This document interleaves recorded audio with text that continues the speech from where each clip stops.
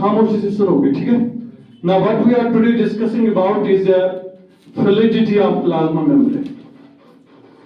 Validity of plasma membrane. अब इसमें हम कुछ चीजें कल डिस्कस कर गए थे और कुछ चीजें लिखी भी थी हमने उसमें, ठीक है ना?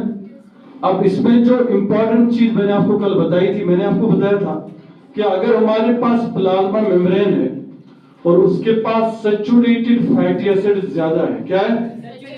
और सैचुरेटेड को हम रिप्रेजेंट करते हैं कि हम फैटी एसिड चेन जो है वो हम स्ट्रेट चेन जो है वो बना लेते हैं। ये मैंने कल दिखाया था आपको।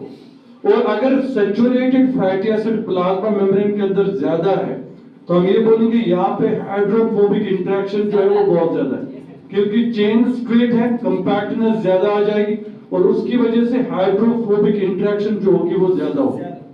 और अगर इस फैट में हाइड्रोफोबिक इंटरेक्शन ज्यादा है तो इसका मतलब ये है कि ये फैट हमें मिलेगा सॉलिड एट रूम टेम्परेचर। ये रूम टेम्परेचर पे हमें क्या मिलेगा? सॉलिड मिलेगा। ये चीज मैंने आपको कल बताई थी। तो इसका मतलब ये है कि इस प्लाज्मा मेम्ब्रेन के अंदर फ्लूइडिटी जो होगी वो कम होगी। तो मैंने आपको बताया टू इंक्रीज द फ्लूइडिटी, क्योंकि इसमें फ्लूइडिटी रहे तो उसके लिए in between these what fatty acid chains we have a presence of cholesterol. अब ये समझ लो आपकी कोलेस्ट्रॉल है। अब ये कोलेस्ट्रॉल करेगा क्या? ये इंटरफियर करेगा। ये इंटरफियर करेगा between the tails. It will interfere between the hydrophobic interaction of the टील्स।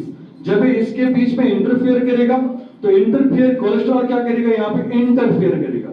Interfere between the hydrophobic interaction of the tails. Hydrophobic interaction जो टील्स के बीच में है उसको इंटरफियर करेगा और इंटरफियर करने के बाद ये क्या करेगा? ये फ्लूइडिटी जो है वो इंक्रीज करेगा। ये फ्लूइडिटी को क्या करेगा बेटा? इंक्रीज करेगा फ्लूइडिटी को। ये चीज मैंने आपको बताई थी कल, ठीक है ना? और इसके बारे में हमने थोड़ा सा लिखा भी था। उसके बाद मैंने यहाँ कोलेस्ट्रॉल क्या वर्क करता है? यहाँ पे ये वर्क करता है, इंटरफियर करता है बिटवीन द हाइड्रोफोबिक चेन और इंक्रीज करता है fluidity of the plasma membrane. फिर मैंने आपको बताया था कि ये सॉलिड होता है एट रूम टेम्परेचर। इसको मेल्ट करने के लिए, इसको व्हाट यू कॉल डिसॉल्व कर, इस फैट को लिक्विड में कन्वर्ट करने के लिए हमें टेम्परेचर तकरीबन 25 डिग्री सेल्सियस जो है वो देना पड़ता है, ठीक है ना?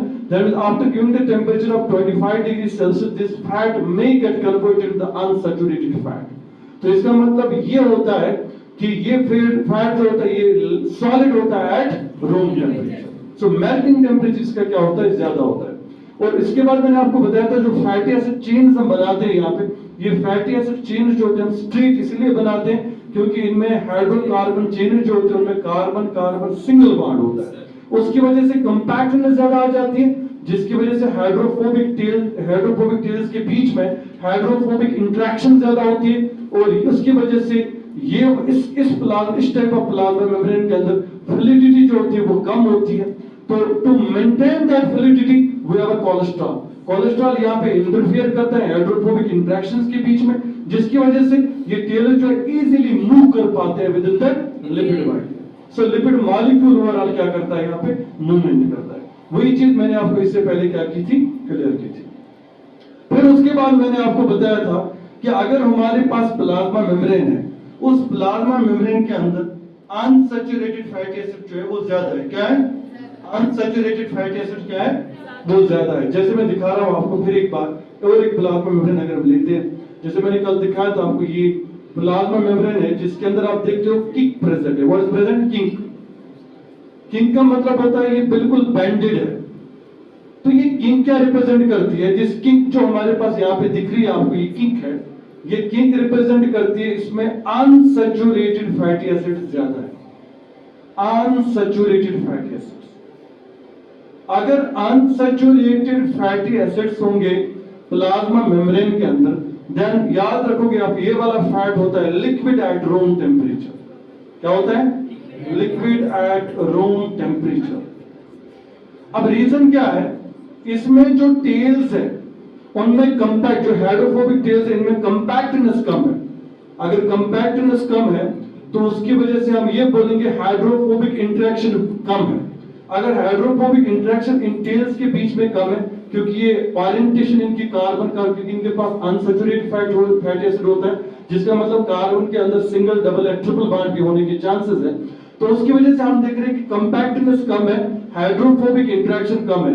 अगर हाइड्रोफोबिक इंटरेक्शन भी इसमें कम है तो इसका मतलब यह है कि इसमें कंपैक्टनेस कम आएगी। कंपैक्टनेस की वजह से ये लिक्विड होगा एट रूम टेम्परेचर। अगर आप इस वाले फैट को मेल्ट करना चाहते हो तो आपको टेम्परेचर बहुत कम देना पड़ेगा, that will be 5 degree Celsius. उसके बाद मैंने आपको बताया था यहां पे भी कोलेस्ट्रॉल प्रेजेंट है बिटवीन द टीथ। यहां पे भी कोलेस्ट्रॉल क्या है प्रेजेंट बिटवीन द टीथ, और यहां पे भी कोलेस्ट्रॉल क्या करता है, कोलेस्ट्रॉल मेंटेन करता है fluidity of the plasma membrane. क्योंकि जब अनसैचुरेशन ज्यादा है तो फ्लूइडिटी ज्यादा है, तो अगर हम बोलेंगे कि अनसैचुरेशन ज्यादा है, so it is more fluidity, इसकी फ्लूइडिटी जो होगी वो ज्यादा होगी इस प्लाज्मा मेम्ब्रेन की। अगर फ्लूइडिटी ज्यादा है तो मेंटेन दैट फ्लूइडिटी, ये ज्यादा ना हो, प्लाज्मा मेम्ब्रेन अपनी इंटीग्रिटी ना खो दे, उस फ्लूइडिटी को मेंटेन करने के लिए इधर बीच में हमारे पास फिर से कोलेस्ट्रॉल आ जाता है, और ये कोलेस्ट्रॉल जो है ये डिक्रीज करता है यहाँ पे fluidity of the plasma membrane, thus it maintains the overall fluidity of the plasma membrane। तो कोलेस्ट्रॉल की कहानी ऐसी है कि कोलेस्ट्रॉल ये करता है प्लाज्मा मेम्ब्रेन के अंदर, ये मेंटेन करता है fluidity of the plasma membrane. जो अनसैचुरेटेड फैटी एसिड्स अगर होंगे या जो सैचुरेटेड फैटी एसिड्स अगर होंगे प्लाज्मा मेम्ब्रेन के, दोनों जगहों पे ये क्या करता है, it acts as a buffer. Buffer का मतलब वो होता है जो मेंटेन करता है, और यहाँ पे क्या मेंटेन करता है कोलेस्ट्रॉल, तो यहाँ पे आप याद रखोगे cholesterol thus maintains fluidity of the plasma membrane। तो ये चीज आप नोट कर दोगे यहाँ पे कि cholesterol is acting as a buffer, ये बफर इसके अंदर एक्ट कर रहा है। अब मैं एक क्वेश्चन आप लोगों से पूछूंगा जो इंपॉर्टेंट है। देखो बेटा, अगर हमारे पास एक सेल है, that is we can say, जैसे हमारे पास कोल्ड इफेक्टेड सेल है या हीट इफेक्टेड सेल है, मेरी बात सुनना, कभी क्वेश्चन आ सकता है। अगर हमारे पास सेल है हीट इफेक्टेड, क्या है, हीट इफेक्टेड सेल, याद रखोगे मेरी बात। अगर हीट इफेक्टेड सेल है तो इसके अंदर अगर आप देखोगे, इसके अंदर सैचुरेटेड फैटी एसिड्स क्या होंगे, ज्यादा होंगे। ये पॉइंट आप याद रखोगे। हीट इफेक्टेड सेल है मतलब इसका मतलब इसको टेम्परेचर ज्यादा है, अगर टेम्परेचर ज्यादा है तो इसके अंदर सैचुरेटेड फैटी एसिड्स क्या होंगे, ज्यादा होंगे। बात आई मेरी समझ। हीट इफेक्ट का मतलब यह होता है इस सेल को टेम्परेचर ज्यादा है, अगर इसको टेम्परेचर ज्यादा मिल रहा है तो इसके अंदर सैचुरेटेड फैटी एसिड्स का होना जरूरी है। तो क्या समझ, मेरी बात समझ में आई, इसमें सैचुरेटेड फैटी एसिड्स का होना जरूरी है। क्यों, ताकि सैचुरेटेड फैटी एसिड्स हो, उनमें डिहाइड्रोजनेशन हो सकती है ड्यू टू हीट, वो सैचुरेट अनसैचुरेटेड में कन्वर्ट हो सकते हैं। इसका मतलब it is more liquid solid, ये प्लाज्मा मेम्ब्रेन ज्यादा सॉलिड होगा, लेकिन टेम्परेचर की वजह से इसमें अनसैचुरेशन क्रिएट हो सकती है, और फ्लूइडिटी क्या हो सकती है, इंक्रीज हो सकती है विद रिस्पेक्ट टू टाइम। लेकिन कोलेस्ट्रॉल बीच में आके फिर इस फ्लूइडिटी को क्या करेगा, मेंटेन करेगा। पहली चीज, अगर तुम्हारे पास कोई सेल है, याद रखोगे बेटा, अगर तुम्हारे पास कोई सेल है वो कोल्ड इफेक्टेड सेल है, क्या है,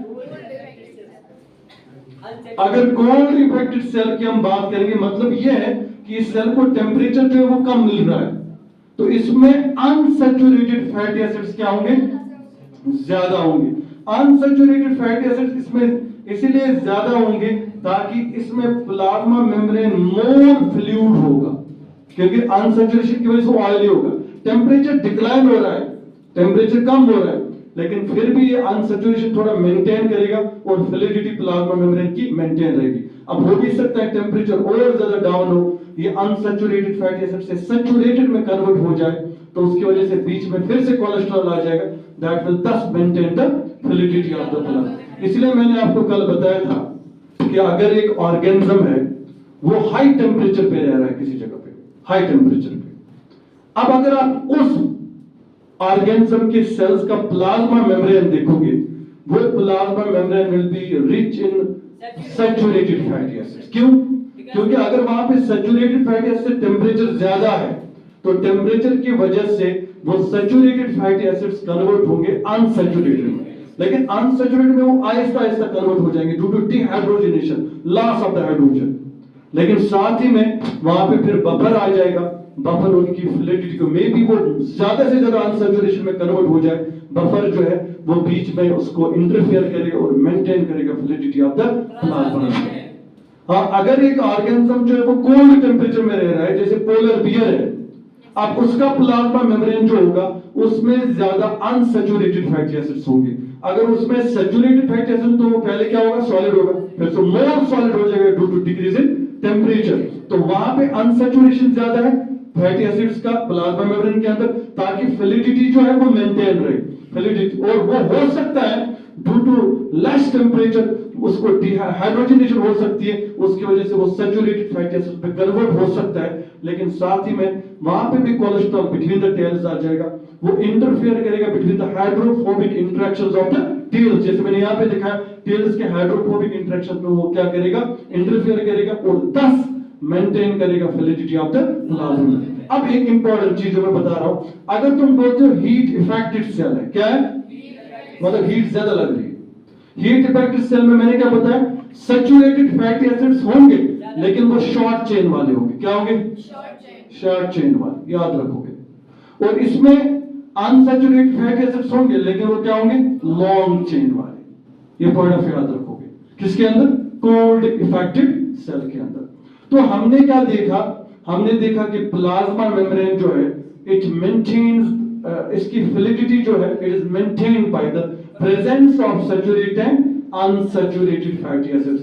जितना इसको अनसैचुरेटेड फैटी एसिड्स होंगे उतनी फ्लूइडिटी ज्यादा होगी, जितना इसको सैचुरेटेड फैटी उतनी फ्लूइडिटी कम होगी। लेकिन उस फ्लूइडिटी को मेंटेन करने के लिए हमारे पास कौन आ जाता है, कोलेस्ट्रॉल आ जाता है, जो कोलेस्ट्रॉल मेंटेन करता है fluidity of the plasma membrane. ये चीज मैंने आपको कल लिखाई थी। अगर मैं थोड़ा इसको सम अप करूं, फिर उसके बाद हम लिखेंगे थोड़ा सा, अगर मैं इसको सम अप करूं तो सम अप मैं ऐसे करता हूं इसको, क्योंकि ये चीज मैंने कल आपको पढ़ाई थी। सम अप ऐसे करते हैं कि अगर हमारे पास एक ऑर्गेनिज्म है, क्या है बेटा, अगर ऑर्गेनिज्म है और ये रहता है कहां पे, हॉट टेम्परेचर में। कहां पे रहता है, याद रखोगे बेटा, अगर ऑर्गेनिज्म रहता है हॉट टेम्परेचर में तो इस ऑर्गेनिज्म के प्लाज्मा मेम्ब्रेन के अंदर तुम्हें क्या मिलेंगे, सैचुरेटेड फैटी एसिड्स। क्या मिलेंगे, सैचुरेटेड फैटी एसिड्स में क्या होता है, जो हाइड्रोकार्बन चेन होती है उसमें कार्बन कार्बन सिंगल बॉन्ड होता है। और अनसैचुरेटेड फैटी एसिड्स इसीलिए है ताकि ये क्या, ये मोर फ्लूइड ना हो जाए प्लाज्मा मेम्ब्रेन, उसमें सैचुरेट होते तो थोड़ा प्लाज्मा मेम्ब्रेन क्या रहे, सॉलिड रहे। और टेम्परेचर जो है वो उसको डिहाइड्रोजनेशन करके किस में कन्वर्ट करेगा, सैचुरेटेड में। और यहाँ पे आप देखोगे फ्लूइडिटी लेस होगी। क्या होगी, फ्लूइडिटी होगी लेस की नहीं होगी, यस फ्लूइडिटी लेस होगी क्योंकि सैचुरेटेड फैटी एसिड्स हैं।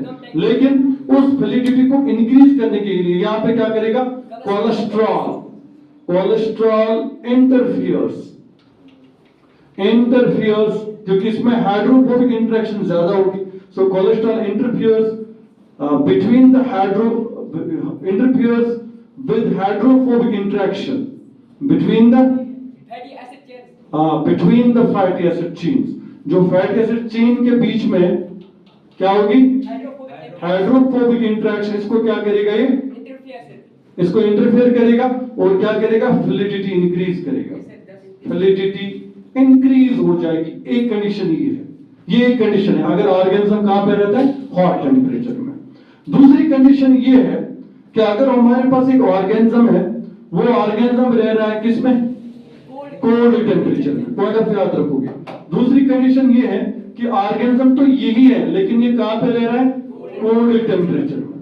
अगर लिविंग ऑर्गेनिज्म कोल्ड टेम्परेचर में रहे तो उसके प्लाज्मा मेम्ब्रेन के अंदर होंगे unsaturated fatty acids, unsaturated fatty acids. क्योंकि अगर कोल्ड टेम्परेचर इंक्रीज भी हो जाएगा तो ड्यू टू हाइड्रोजनेशन ये कन्वर्ट हो सकते हैं सैचुरेटेड में। तो ये पहले से ही अनसैचुरेटेड, इसका प्लाज्मा में रिच होता है अनसैचुरेटेड फैटी एसिड में। तो इसका मतलब यहाँ पे फ्लूइडिटी क्या होगी, फ्लूइडिटी मोर, यहाँ पे फ्लूइडिटी ज्यादा होगी। अगर फ्लूइडिटी ज्यादा है वो भी तो प्रॉब्लम है, तो उसको मेंटेन करने के लिए यहाँ पे क्या है, कोलेस्ट्रॉल। तो कोलेस्ट्रॉल भी यहाँ पे क्या करता है, मेंटेन करता है फ्लूइडिटी। फ्लैटिटी को क्या करता है, मेंटेन्स फ्लैटिटी। तो दोनों कंडीशंस में हमने देखा कोलेस्ट्रॉल जो है वो फ्लैटिटी को क्या कर रहा है, मेंटेन कर रहा है। तो इसकी वजह से हम कोलेस्ट्रॉल को बोल सकते हैं it acts as a buffer inside the plasma. ठीक है, यहां तक कोई कंफ्यूजन मुझे बोलो फिर। तो हम थोड़ा सा आप इसको क्या करेंगे